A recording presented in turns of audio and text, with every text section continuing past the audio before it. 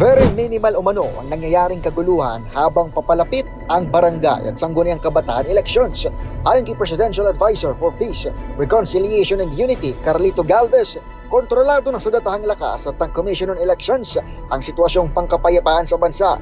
Ginawa ni Galvez ang pahayag sa sidelines ng Peace Symposium 2023 sa Campo Aguinaldo na dinaluhan ng mga opisyal ng AFP maging ni Philippine National Police Chief Benjamin Acorda. Kaya para sa dating Defense Secretary, mamiminti na ang kapayapaan kung hindi magpapasaway ang mga politiko sa darating na halalan.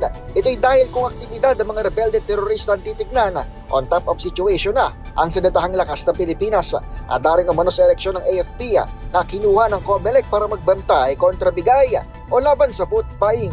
Nakita natin very minimal po yun, very minimal po yung mga instances na gano'n at nakita namin the COMELEC chairman, the leadership of the armed forces of the PNP is controlling the situation and they are very prepared for this event.